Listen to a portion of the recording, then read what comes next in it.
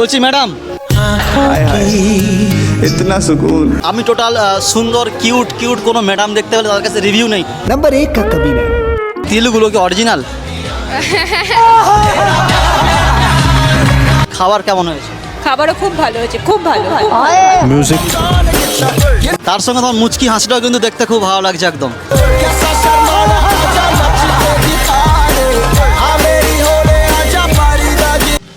নেড়া মাথায় ভাই টুপি, গরমকালে নেড়া মাথা করছিল তো এত প্রবলেম। আজকে আমি আসছি এখন এমন একটা জায়গায় মাথা নষ্ট হচ্ছে 555 টাকা শুনেছি।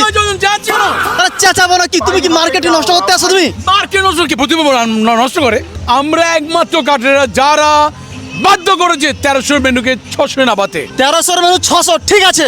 প্রতিভা মার্কেটে নেমে 550, আজকে নাকি আনলিমিটেড মাটন থাকছে নাকি শুনতে পাচ্ছি। আজকের মেনু এখানে যেটা আছে কি কি মেনু আছে ভাই তুমি দেখে নিও। আমরা এত যে মাংসের দাম বেড়েছে, নো ফ্যাক্টর। আমরা পারি, আমরা করি ডেইলি কাজ। কালকে কত জানো? নবদ্বীপ ধাম। পরশু কত জানো? হাবড়া। আর তো অনেকে বলছে যে ফোন করে করে আমার বাড়িতে ডাকে নাকি বুক করার জন্য, পারবে নাকি এটা করতে? ভাই একটা কথা বলে দিই, আজকে 2000-এর ওপর যে কাজ করেছি সবার বাড়ি যাওয়া সম্ভব নয়, সম্ভব একদম না। তবে হ্যাঁ, June July August September October যাদের বুকিং আছে ইমিডিয়েট বুক করো, এখনো কিছু স্পেস ফাঁকা আছে, এখন ফাঁকা আছে তাই তো? এখনো কিছু আছে। তো বেশি কিছু বলছি না, গরম কিন্তু প্রচুর পড়ছে। কিন্তু আমার জীবনের প্রথম বর্ধমান সিঙ্গুরের মাঝখানে ধনেখালিতে ছোট্ট পুচকু প্রীতিশের জন্ম। বলছি ম্যাডাম, শেষ হয়ে গেছে? শেষ কি, এই তো সবে শুরু।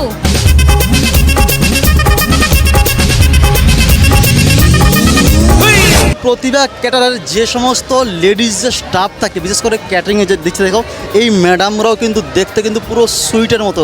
বলছি ম্যাডাম, আজকে কি কি আছে, কি কি স্টার্টারে? জিলেবি রাবড়ি, চিকেন কাবাব, বেবিকর্ন আর কি আছে? মকটেল আছে একদম। আছে, কফি আর পান কাউন্টার আছে। একটু তো কিছু বলো তুমি। না না, খারাপ কি ভালো তো হয়েছে এটা তো বলতে পারবে না, এটা বলতে পারবে না তো বলো কেমন হয়েছে খাবার দাবার? ভালো হয়েছে, খুব ভালো হয়েছে, খুব ভালো। খুব ভালো হয়েছে। এই ম্যাডাম লজ্জা পাচ্ছে কেন? ও আমার মেয়ে। তাকে তোমার মেয়ে হয়? হ্যাঁ। এত লাজুক কেন? ও কি আর বলবো, হ্যাঁ? এরকমই। এরকমই লাজুক তাই তো? দেখো সত্যি কথা বলতে তোমাদের সকলের আশীর্বাদে যতগুলো আজ পর্যন্ত আমি কাজ করেছি, যত দূর দূর যাই, আর তার মধ্যে এটা অনেকটা দূরে আসছি। হ্যাঁ অবশ্যই, সিঙ্গুর আর বর্ধমানের মাঝখানে ধনেখালিতে। সত্যি বলছো? সত্যি তো দু বোন তোমরা না একই দেখতে পারে, জমজ কি? খুব ভালো হয়েছে। আজ হুগলি ধনেখালিতে কাজ করতে এসেছি। অনেক সময় ফেসবুকে আমি দেখেছি, অনেক সময় স্ক্রল করতে করতে দাদার ভিডিও আসে, ইউটিউবে আসে, তো অসীমদার কাছে চলে গেলাম হঠাৎ করে একদিন। আমার বাড়িতে কোনোদিনও ক্যাটারিংয়ের কাজ হয় না, আমাদের বাড়িতে সবসময় নিজেরাই আমরা করি। যেহেতু বললো যাতে ক্যাটারিংয়ের কাজ কোনোদিনও করায় না, কি মনে করে প্রতিভাকে একদম বলতে গেলে কি, প্রথমে তো আমাদের হুগলির ছেলে, একদম তো এইভাবে প্রথমে একটা বিশ্বাস করেছিলাম দাদার উপরে। আমি গিয়ে পৌঁছালাম দাদার কাছে রিয়াজবুলাহাটে, কথা বলে আমার খুব ভালো লাগলো, এবং প্রথম দিন কথা বলেই আমি প্রথম দিনই দাদার সঙ্গে পুরো ফাইনাল করে এসেছি। খুব ভালো হয়েছে। বলছি বাড়ি এখানেই বাড়ি? হ্যাঁ, আমি একদম পাশেই বাড়ি। আচ্ছা, এই যে মুখের তিলগুলো কি অরিজিনাল? অরিজিনাল? যদি এলইডি সেটআপ আর কিছু যে এক্সট্রা যে খরচগুলো আছে বাদ দিলে আজকের মেনুর অরিজিনাল কস্ট 555। আমি একটা কথাই বলবো যে বাজেটের মধ্যে যদি কেউ করতে চায় তাহলে সবসময় প্রতিভা। এটা মা হয়, এটা একই দেখতে প্রায়। ভালো হয়েছে। যার ছেলের আজকে অন্নপ্রাশন হচ্ছে, তো দাদাকে বলেছিলাম যে এ নাকি একবার ট্রাই করা যেতে পারে। তার সঙ্গে কথা বলে দাদা আশ্বস্ত হয়েছে, এই জন্য এখানে আমরা কাজ করতে ইচ্ছুক। আরে অঞ্জন, বলো না। ও মা, এখানে ভাবতেই পারছি না, তুমি সেই কোলাঘাট থেকে হুগলি ধনেখালি থেকে একদম ওখান থেকে এদিকে কি ব্যাপার এখানে? তোমাদের ভালোবাসা দাদা, হুগলির ধনেখালি কেন, আমি আরো অনেক দূর দূর যেতে চাই তোমাদের বাত আশীর্বাদে। হ্যায় স্যার। তারপরেই ভাই চলে গেলাম এই এত সুন্দর লাইটিং করে সাজানো এই ভুড়ি ভোজের বিশাল কাউন্টারে। চীনামাটির প্লেটে বসতেই স্ল্যাড তো আসবেই, সঙ্গে ছিল এই বড় সাইজের বেগুনি ভাই।